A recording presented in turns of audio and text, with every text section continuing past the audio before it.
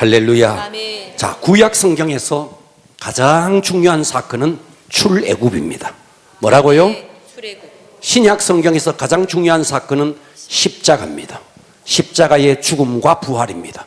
그러니까 구약 성경에서 가장 중요한 사건이 바로 이 출애굽기인데, 그러니까 여러분, 이 출애굽기는 구약 성경 전체의 토대와 같은 거예요. 그러니까 여러분들이 이 출애굽기를 이해하지 못하면 성경 전체를 이해할 수 없습니다.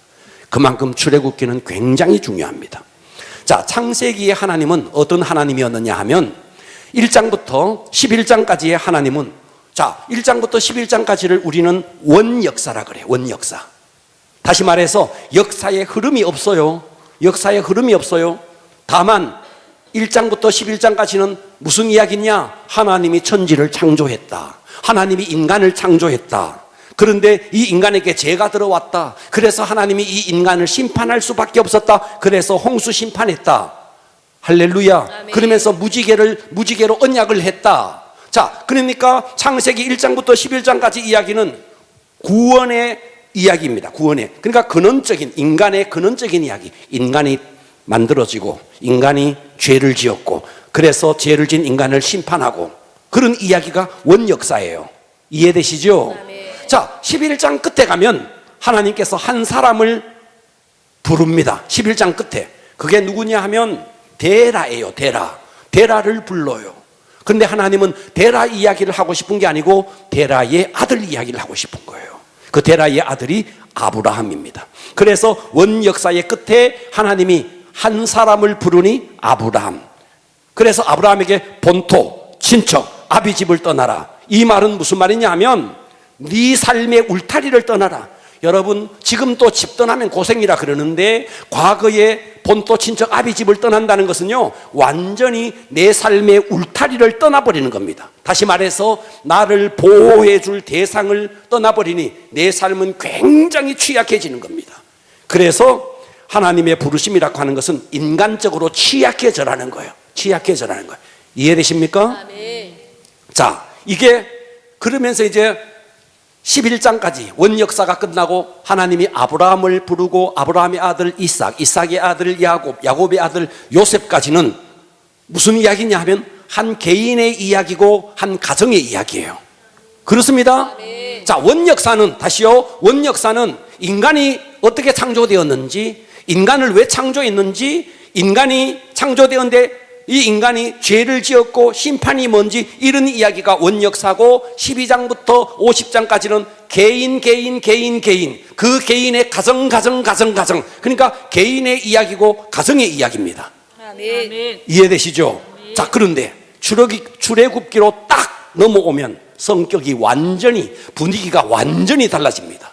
자, 창세기는 한 개인 한 가정 그랬는데 출애굽기로 딱 넘어오면 한 개인이 아니라 한 민족이 되어버립니다. 아멘. 이해되시죠? 네. 그래서 한 민족이 어떻게 형성되어지고 한 민족이 어떻게 하나님의 뜻을 구현해 나가는가, 거대한 이야기. 그래서 창세기는 조그만한 이야기라면 출애굽기로 하면 거대한 이야기가 되는 겁니다. 자, 그러면 여기서 창세기로 다시 돌아가면 창세기 아브라함의 가정, 사라가 있었고 하갈이 있었습니다.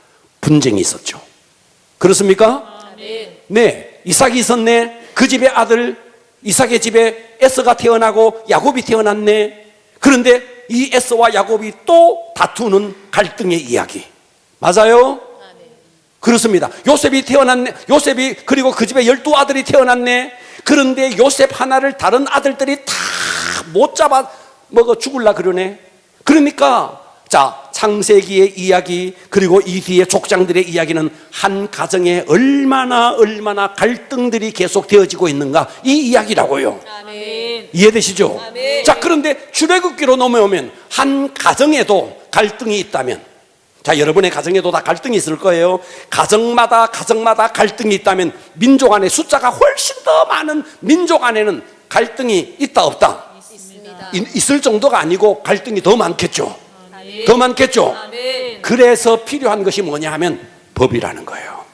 이해되십니까? 아멘. 그래서 이 민족을 이끌어가는 하나의 법을 주셨으니 그것이 그냥 법이 아니고 율법이라는 거예요. 율법. 아멘. 그래서 출애굽기에 와서 하나님은 드디어 율법을 주시는 겁니다. 그래서 그 다양한 갈등들을 조절하기 위해서 필요한 법. 그래서 이 율법 속에 하나님의 꿈이 그 속에 다 담겨 있는 겁니다. 그래서 출애굽기는 너무너무 중요합니다. 그래서 오늘은 출애굽기를 처음 열면서 설교의 제목을 따라서 합니다. 출애굽기의 하나님. 출애굽기의 하나님. 자, 창세기의 하나님은 개인의 하나님, 가정의 하나님이었습니다. 그렇습니다. 그죠? 자, 그런데 출애굽기로 넘어오면은 한 개인이 아닌 한 민족의 하나님이 되는 겁니다. 이해돼요? 아멘. 자, 이 출애굽기의 하나님은 도대체 처음 시작하면서 어떤 하나님으로 등장하는가? 첫 번째입니다. 여백 속에 일하시는 하나님. 따라서 합니다. 여백 속에 여백 속에 일하시는 하나님. 일하시는 하나님. 그러니까 여백이라는 건 한번 봐봐요. 앞으로 보세요. 빈 칸이 아닙니다. 여백이라는 것은요, 우리가 그림을 그려요. 산을 그려요. 그리고 산 아래에 골짜기도 그리고 나무도 그리고 산 아래에 오두막살이 집도 그려요. 그러나 이 위에 여백이 있어요. 여백. 이 여백이 없으면 그림이 안 돼요. 아멘. 빈 칸이 아니에요. 아멘. 그러니까 하나님은 이런 여백 속에 여백이라는 말은 아무것도 보이지 않아요. 아무것도 보이지 않는 여백 속에 하나님이 정말 도도하게 하나님이 그 하나님의 역사를 이루어가는 거예요. 자, 오늘 귀를 열고 첫 번째가 뭔데, 여백 속에 일하시는 하나님이 도대체 어떻게 일하시는지 출애굽기 1장 1절에서 6절 읽어보세요. 야곱과 함께 각각 자기 가족을 데리고 애굽에 이른 이스라엘 아들들의 이름은 이러하니 르우벤과 시므온과 레위와 유다와 이사갈과 스불론과 베냐민과 단과 납달리와 gad과 아셀이요. 야곱의 허리에서 나온 사람이 모두 70이요. 요셉은 애굽에 있었더라. 요셉과 그의 모든 형제와 그 시대의 사람은 다 죽었고. 자, 이 이야기는 창세기의 이야기를 한번 출애굽기를 시작하면서 한번 반복해 주는 거예요. 맞아요? 아멘. 네, 창세기에 야곱 나오잖아. 루벤 나오잖아. 시므온, 레위, 유다, 이사갈, 스불론, 베냐민. 자, 이 형제들이 다 나오는 이 이야기를 하나님이 한번 창세기의 이야기를 출애굽기 저자는 창세기 이야기를 한번 전체를 한번 요약하고 지나가는 겁니다. 이해되시죠? 아멘. 그런데 7절을 보면 7절 보세요. 6절까지 요셉이 죽었으니까 요셉의 형제들도 멀지 않아서 죽었겠죠. 그러나 요셉의 형제들이 죽었는 이야기는 성경에 나오지 않아요. 요셉이 죽었고 장례식을 입간을 했습니다. 그리고 창세기는 끝이 나요. 자, 그리고 7절로 와보면 이스라엘 자손은 생육하고 불어나 번성하고 매우 강하여 온 땅에 가득하게 되었더라. 이 말씀 속에 6절과 저 앞을 한번 봐봐요. 여기가 6절입니다. 그리고 여기가 7절이 있어요. 6절과 7절 사이에는 400년의 세월이 있습니다. 몇 년이 있다고요? 400년. 6절과 7절 사이에는 400년의 세월이 숨어 있다고요. 아멘. 성경에는 전혀 기록이 없어요. 이해가 되십니까? 아멘. 그러니까 출애굽기로 딱 넘어오니까 1절부터 6절까지 창세기 이야기를 한번 반복을 썩 하더니 400년을 뛰어넘어서 한 가족이었던 야곱의 가족이 생육하고 불어나 번성하고 매우 강하여 온 땅에 가득하게 되었더라. 70명의 한 가족이 250만 대구 시민만한 어마어마한 민족으로 딱 나타나는데 6절에는 70명, 7절에는 250만이 되는 거예요. 이해가 돼요? 아멘. 이 6절과 7절 사이에 우리 눈에는 보이지 않아. 아무것도 보이지 않아. 아무것도 보이지 않아. 다만 70명의 가족이 250만이 된 거예요. 자, 이 성경 속에 침묵하고 있는 이 부분. 자, 성경 속에는 침묵하고 있었던 시대가 딱 두 번 나옵니다. 이거 굉장히 중요합니다. 딱 두 번 나와요. 자, 하나는 우리가 잘 아는 대로 예수님이 이 땅에 오기 전에 400년 동안 하나님이 침묵해요. 자, 말라기 선지자가 구약 성경의 마지막 선지자입니다. 이해되시죠? 아멘. 구약 성경에 말라기가 예언을 딱 하고, 그리고 여기도 공백이 있습니다. 세례 요한이 딱 등장하기까지의 이 공백이 몇 년이냐면 따라서 합니다. 400년. 400년. 몇 년이라고요? 400년. 400년 동안 공백이 있는 거예요.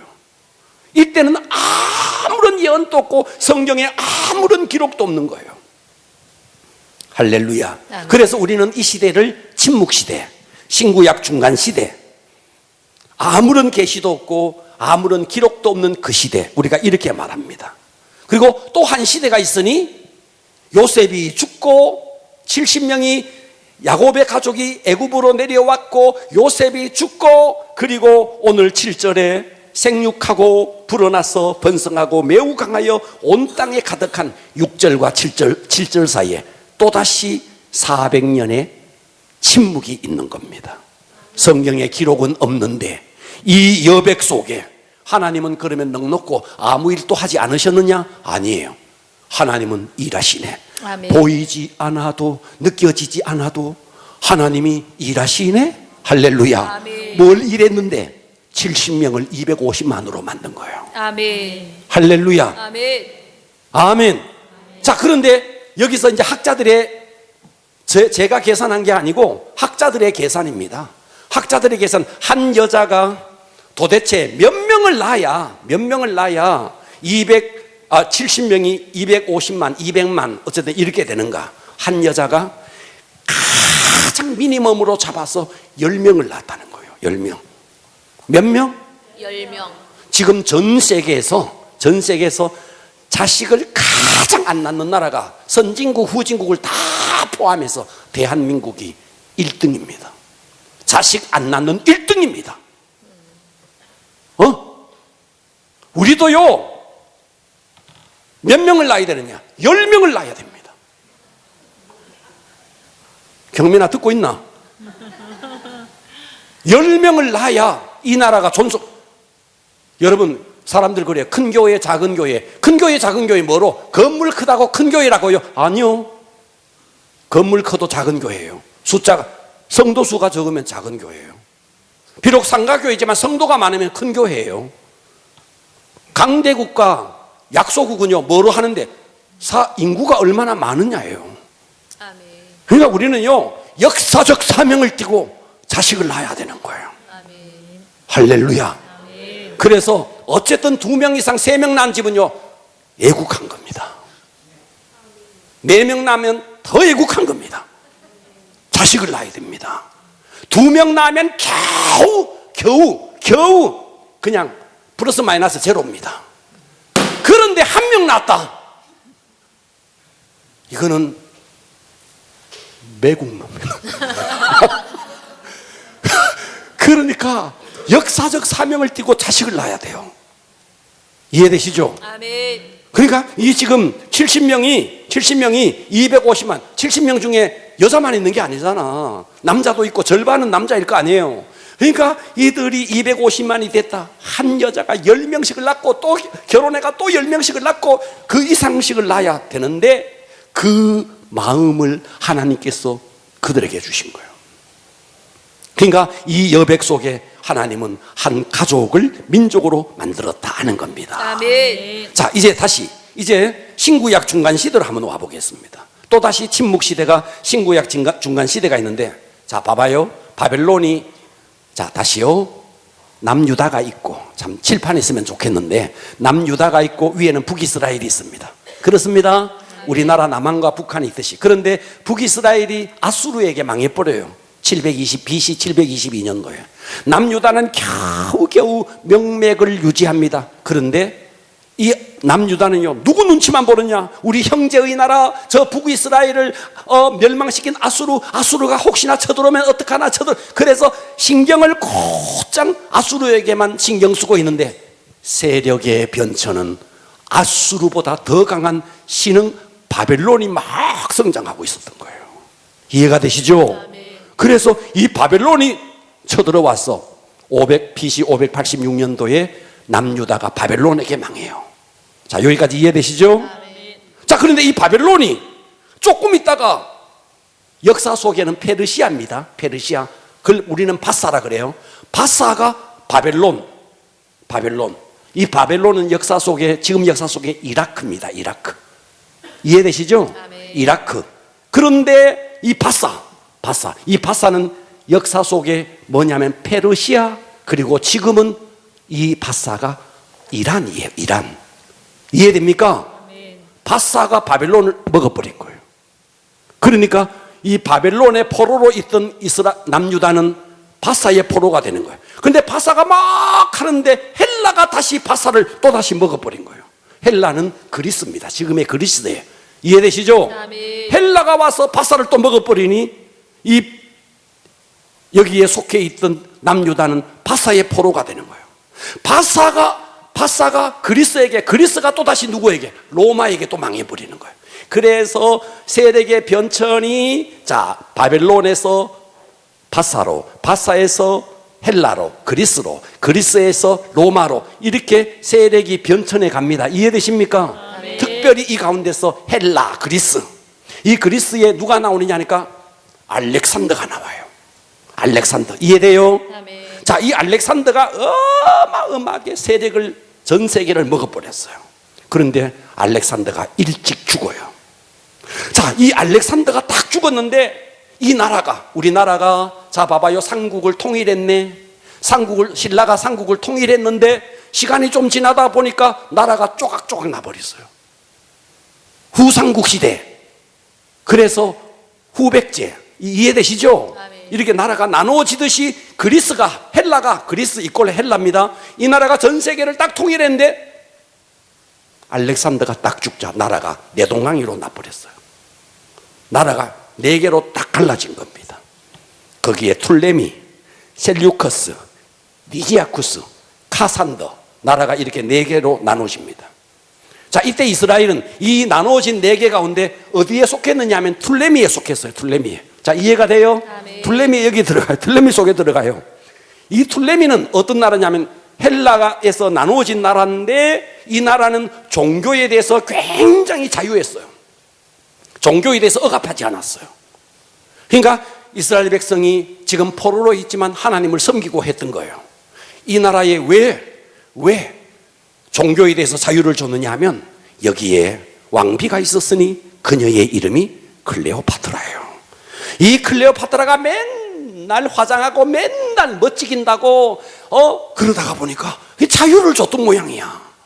그런데 이 셀류커스와 참 굉장히 어려운 이야기만 한다. 뭔 말인지. 셀류커스와 툴레미가 둘이 또 붙어 싸운 거예요. 참. 아이고 주야. 아이고 주야. 셀류커스와 툴레미가 싸웠다고요. 싸워가지고 툴레미가 셀류커스한테 또 집어먹힌 거예요. 자, 여기까지 이해돼요? 아멘. 아이고 주야. 참. 아이고 목사님 이렇게 복잡하게 해야 됩니까? 복이나 좀 주십시오. 자, 이 셀류커스는 어떤 나라냐 하니까 종교에 대해서 굉장히 탄압을 하는 거예요.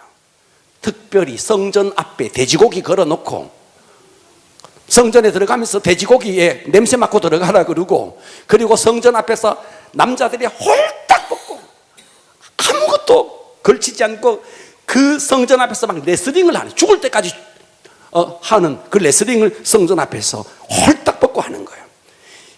자, 그러다가 셀류커스가 또다시 로마에게 망해버립니다. 이런 역사가 쭉 흘러가는 겁니다. 이해가 됩니까? 아멘. 자, 그러니까 이 유대인들은요, 나라는 빼앗겼죠. 셀류커스가 나타나서 종교적으로 억압하죠. 그러니까 이 유대인들의 마음속에는 빨리 메시아가 와야 되는데, 이 마음속에 폭발할 것 같은 메시아 대망이 이 속에서 타오르고 있었던 겁니다. 그러면서 헬라가 지금의 영어처럼 전 세계 공용어가 됐어요. 그러면서 로마가 딱 장악하더니 전 세계를 도로를 만들어내는 인프라를 구축하는 거예요. 3가지가 이루어졌습니다. 따라서 합니다. 언어의 통일. 언어의 통일. 뭐로? 헬라어로 언어가, 전 세계 언어가 통일된 겁니다. 이해되시죠? 아멘. 2번째, 로마가 딱 장악하더니 도로를 다 내는 겁니다. 인프라가 다 구축된 겁니다. 이해됩니까? 그러는 가운데 이 이스라엘 백성들이 핍박 속에 메시아가 빨리 와야 되는데 하는 메시아에 대한 열망이 아주 폭발할 것처럼 타올랐던 그 때가 찬 시점에 때가 찬 시점에 하나님께서 이 땅에 예수 그리스도를 보내준 겁니다. 아멘. 그래서 이 역사를 보면은요, 눈에 보이지 않는 여백과 같은 시간에 하나님은 도도히 일하고 있다는 거예요. 아멘. 그래서 전 세계 공용어가 헬라어니까 어디를 가더라도 전도하기 좋았죠. 어디를 가더라도 길이 닦여 있죠. 그 길 위로, 로마가 닦아놓은 그 길 위로 바울이 전도를, 선교 여행을 다니는 겁니다. 아멘. 이 땅에 하나님이 눈에 보이지 않고 하나님이 손에 잡히지 않고 느껴지지 않는 것처럼 보이지만 아닙니다. 여러분의 삶 속에 왜 하나님은 내게 응답이 이렇게 늦어? 아니에요. 여백과 같은 시간에 여러분에게 느껴지지 않고 여러분에게 보이지 않지만 하나님은 반드시 일하고 계십니다. 아멘. 여기 한번 보세요. 70명의 그 가족이 그 한 절 사이에 250만의 이런 민족이 되기까지 눈에 보이지 않지만 느껴지지 않지만 하나님은 역사하고 있다. 아멘. 이것이 여백 속에 역사하는 하나님입니다. 아멘. 할렐루야. 할렐루야. 아멘. 자, 그래서 우리는 오늘 이 본문을 통해서 깨달으셔야 됩니다. 어떤 경우에도 여러분 좌절하지 마시고 아멘. 하나님은 일하고 계십니다. 아멘. 믿으십니까? 아멘. 응답이 더디 오는 것처럼 느껴져도 하나님은 졸지도 아니하시고 주무시지도 아니하십니다. 아멘. 고통의 시간을 잘 견뎌내야 됩니다. 아멘. 따라서 합니다. 여백 속에 여백 속에 하나님은 일하신다. 하나님은 일하신다. 눈에 보이지 않지만 손에 느껴지지 않지만 하나님은 일하십니다. 아멘. 믿으시기를 축복합니다. 아멘. 두 번째입니다. 두 번째는 제국을 움직여 일하시는 하나님이에요. 자, 이 말이 무슨 말이냐? 8절 보겠습니다. 참 여기에 굉장히 재미있는 이야기가 있어요. 요셉을 알지 못하는 새 왕이 일어나 애굽을 다스리니. 자, 애굽을 이해하기 위해서, 이 본문 하나를 이해하기 위해서 우리는 뭐를 알아야 되느냐 하면 세속사를 좀 알아야 돼요. 자, 애굽은요 이집트입니다. 이집트는요 정변이 많이 일어났습니다. 제가 전에도 말씀드렸습니다. 1조 왕조에서 12조 왕조까지는 함족이 세운 나라입니다. 이해돼요? 아멘. 그런데 이제 13조 왕조에서 17조 왕조까지 셈족의 힉소스 왕족이 함족을 무너뜨리고 나라를 세웠다 이야기를 드렸어요. 그죠? 아멘. 이해가 돼요? 네. 그런데 또다시 정변이 일어났어요. 또다시 정변이 일어나서 함족이 힉소스를 물리치고 드디어 18조 왕조의 투투모스 1세가 바로가 됩니다. 이 사람은 함족입니다. 이해가 돼요? 아멘. 자, 힉소스 왕조가 바로일 때, 그 나라의 임금일 때 여기에 요셉이 들어가서 총리가 된 거예요. 그러면서 시간이 지나가면서 어떻게 되었느냐? 요셉이 죽고 힉소스 왕조도 물러나게 됩니다. 이해가 돼요? 아멘. 그러니까 힉소스 왕조가 있던 시대니까 요셉이 거기 가서 총리하죠. 함족이 세웠으면요 총리 못해요. 예, 왜냐하면 그들의 자존심이 대단하기 때문에 못해요. 그런데 힉소스 왕조, 셈족이니까 같은 셈족을 쓴 거죠. 그런데 이 힉소스 왕조가 무너진 거예요. 함족의 왕조가 바로가 된 거예요. 여기에 나오는 새 왕은 정변이 일어나서 힉소스 왕조가 무너지고 새로운 함족의 왕조를 세운 18조 왕조 투투모스 1세입니다. 할렐루야. 아멘. 네, 우린 여기서 이 사람이 요셉을 모른다 그랬어요. 요셉을 알지 못하는 새 왕이라 그랬어요. 요셉을 지식적으로 모르는 게 아니고 요셉 다 알죠. 7년의 풍년을 매니지해서 7년의 흉년을 잘 관리했던 요셉을 모르면 바보 병신이죠. 근데 다 알아. 요셉을 알아. 그런데 요셉을 인정하고 싶지 않은 왕이라는 거예요. 이해가 돼요? 그래서 여기서 새 왕조는 요셉의 공로를 인정하지 않는 새 왕이, 다시 말해서 함족의 왕이 바로가 되었다, 이 말씀입니다. 아멘. 9절 한번 읽어봐. 그가, 여기서 9절을 띄워보세요. 여기서 그가가 투투모스 1세예요. 함족의 왕조인 투투모스 1세 읽어보겠습니다. 그가 그 백성에게 이르되 이 백성 이스라엘 자손이 우리보다 많고 강하도다. 자, 우리가 그들에게 대하여 지혜롭게 하자. 두렵건대 그들이 더 많게 되면 전쟁이 일어날 때에 우리 대적과 합하여 우리와 싸우고 이 땅에서 나갈까 하노라 하고. 자, 바로가 염려를 해요. 무슨 염려를 하느냐? 이스라엘 백성이 갑자기 숫자가 많아진 거죠. 자, 그러니까 숫자가 많아지니까 혹시나 이들이 전쟁이 일어날 때 우리 대적과 합하여 우리와 싸우고 이 땅에서 나갈까 하더라. 경제 발전을 위해서 이 이스라엘 백성들은요, 굉장한 자원입니다. 지금요, 우리나라가 어떤지 아세요? 제가 제 친구 가운데 저기 어디지? 거기서 공장을 하는 친구가 하나 있는데 맨날 전화 와요. 교회에 캄보디아 사람 없느냐고. 그래서 왜 그러니까 일꾼이 없다는 거예요. 일꾼. 여러분, 한국 사람은 지금 기름 묻히고 이런 일을 하기 싫어하는 거예요. 그러니까 지금 저 공장들의 캄보디아, 베트남 이런 아이들이 지금 거기에 다 들어와 있는 거예요. 이 사람들이요, 빠져나가 버리면요, 공장 문을 닫을 지경이에요. 지금 우리나라가 그렇습니다. 예.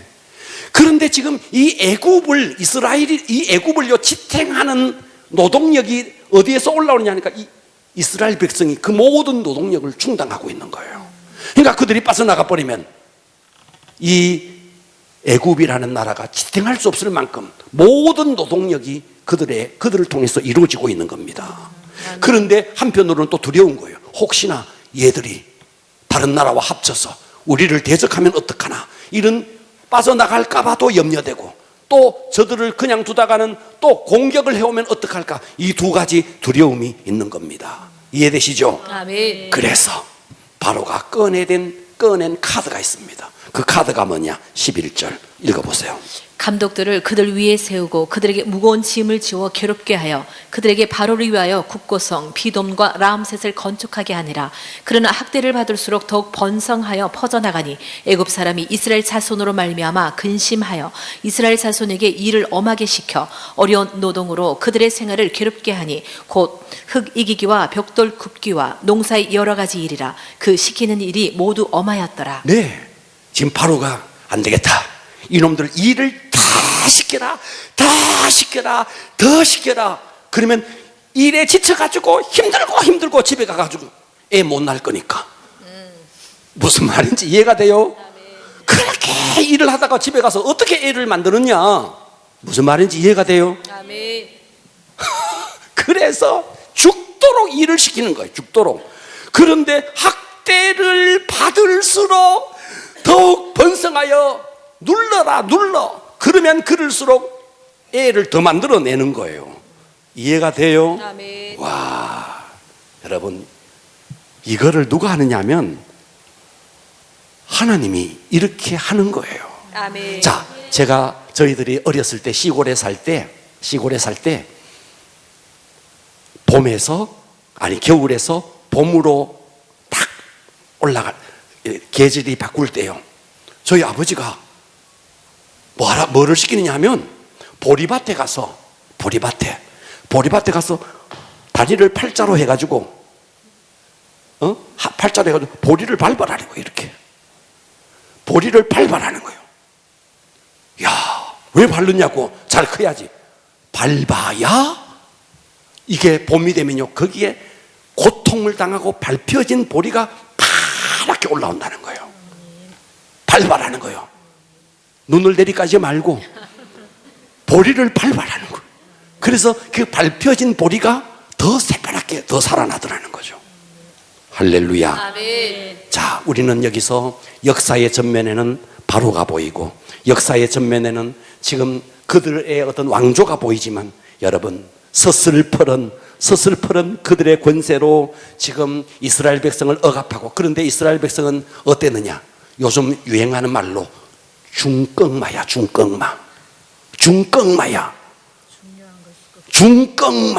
중요한 것은 꺾이지 않는 마음이야. 그래서 일을 시키고 학대를 당하고, 그래도 집에 가서 또 자식을 만드는 거예요. 듣고 계세요? 아멘. 뭔 말인지. 여러분, 역사의 주인은요, 하나님이신데, 이 하나님이 누구를 중심으로 움직이느냐? 하나님의 백성을 중심으로 움직여요. 아멘. 할렐루야. 인가요? 자, 저는 과거에 허준이라는 드라마를 봤습니다. 과거에 정광열이가 나오는 허준, 예진아 씨가 나오는 그 허준을 봤습니다. 그 예진 아가씨가 너무 이뻤는데, 자, 거기에 나오는 허준은요, 서출 출생입니다. 네, 서출입니다. 그런데 어쩌다가 유이태 집에 가서 물 져다 나르는 일꾼이 됩니다. 그 유이태 집에, 그 유이태의 마나님이요, 얼마나 이 허준이를 구박을 하는지 몰라요. 그 집에 있는 약초꾼들이요, 허준이를 얼마나 구박하는지 몰라요. 그 구박 속에 유이태도요, 얼마나 허준에게 못되게 하는지 몰라요. 그런데 시간이 지나가면서 이 허준이가 어의가 됩니다. 어의는 뭔데? 왕의 모든 건강을 책임지는 과거의 의사예요. 어의가 되는 거예요. 네. 자, 어의가 됐습니다. 그 옆에 선조, 왕도 있고 영의정, 자의정, 우의정도 있어요. 권세로 따지면 그들이 훨씬 더 높지만 그 드라마의 주인공은 허준입니다. 서출 출생, 그 허준이가 주인공입니다. 여러분, 지금 이 역사 속에 대통령도 있고, 지금 시진핑도 있고, 지금 말이죠, 저 북한의 저 큰 살찐 돼지가 지금 말이죠, 저 소련으로 가서 말이죠, 지금 말이죠, 어디에서 만나고, 걔들이 뭔가 역사를 움직이는 것처럼 보이죠. 천만에요. 아닙니다. 하나님은 누구를 통해서? 하나님의 사람을 통해서 이 역사를 이끌어가는 것입니다. 할렐루야. 그러니까 오늘 우리는요, 정말 하나님은 이 땅에 무엇을 통해서? 하나님의 백성을 통해서. 그 하나님의 백성이 뭐 하자는 건데? 결국은 모세를, 나중에 이제 다음 장에 모세가 나와요. 모세를 통해서 이스라엘 백성을 구원하자는 이야기거든. 그러니까 하나님은 누구를 통해서 이 땅의 역사를 움직여 가느냐? 영혼을 구원하는 사람을 통해서 역사를 만들어 갑니다. 아멘. 할렐루야. 우리 교회가 지금 새생명 축제를 하자는데요, 이 새생명 축제는 여러분들이 명심하십시오. 새생명 축제 해가지고 저 목사님이 말이야 교회 부흥시키려고 그러나, 새생명 축제는 교회를 부흥시키자는 이야기가 아닙니다. 아멘. 새생명 축제는 영혼을 구원하자는 이야기입니다. 영혼을 구원하자는 것과 교회를 부흥시키자는 이야기는 전혀 다른 이야기예요. 교회 부흥은요, 목표하지 않아도 돼요. 아멘. 진짜 우리가 해야 될 일이 있어요. 그건 뭔데? 교회 부흥시키는 거 아니에요. 우리는 뭐 해야 되는데? 잃어버린 영혼, 하나님이 그토록 찾는 영혼을 구원하는 이 일은 해야 되는 거예요. 그런데 하나님이 그 이스라엘 백성이 모진 억압 속에서 고통당하는 그를 구원하기 위해서 모세를 출현시킵니다. 그래서 결국은 성경의 모든 이야기는 뭔데? 구원하는 이야기예요. 그래서 여러분들이 정말 역사의 주인공이 되고 싶다 하면 뭐 하면 되는데? 영혼 구원하면 돼요. 영혼을 구원하는 이 일에 여러분이 동참만 하면 여러분은 역사의 주인공이 됩니다. 왕이 아닐지라도, 선조가 아닐지라도, 영의정이 아닐지라도, 우의정이 아닐지라도, 유이태가 아닐지라도 그 허준 드라마의 주인공은 허준이었듯이, 여러분이 지금 이 역사 속에 대통령이 아니고 시진핑이 아니고 무슨 저 북한의 큰 돼지가 아니고 그럴지라도 오늘 우리가 정말 영혼을 구원하는 일만 하면 여러분이 역사의 주인공입니다. 아멘. 할렐루야. 아멘. 기도하겠습니다. 자, 오늘의 말씀을 붙들고 기도합니다.